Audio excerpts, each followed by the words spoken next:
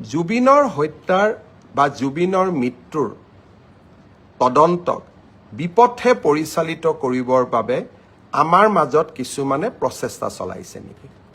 জুবিনৰ মৃত্যুৰ সুযোগ লৈ সিদিনাখন গুৱাহাটী মহানগৰীত এক প্ৰকাৰ যি পৰিৱেশ সৃষ্টি কৰি দিয়া হৈছিল, সেই পৰিৱেশৰ আঁৰত কোনবোৰ ব্যক্তি আছিল? মই ৰাইজক আকৌ এবাৰ ক'ম, চৰকাৰখনক আপোনালোকে বেয়া পাব পাৰে, আমি আপোনালোকৰ কিছুমানৰ ঘৰ এভিকশ্যন কৰিছোঁ, আপোনালোকে আমাক বেয়া পায়, কিন্তু এভিকশ্যনৰ প্ৰতিশোধ ল'বলৈ জুবিনক আপোনালোকে ঢাল হিচাপে ব্যৱহাৰ নকৰিব। জীৱনকালত কোনটো জাগাত আপোনালোকে জুবিনক সংগীত অনুষ্ঠান পৰিৱেশনৰ কাৰণে মাতিছিল?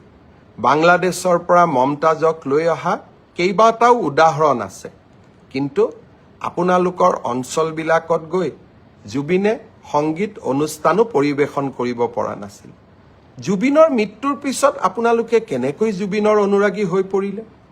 হিমন্ত বিশ্ব শৰ্মাৰ ওপৰত আপোনালোকে প্ৰতিশোধ ল'ব লাগে, মোৰ ওপৰত আপোনালোকে প্ৰতিশোধ লওক, কিন্তু সেই প্ৰতিশোধ বা সেই মই কিয় এভিকশ্যন কৰিছোঁ তাৰ প্ৰতিশোধ আপোনালোকে জুবিনৰ নাম লৈ নকৰিব।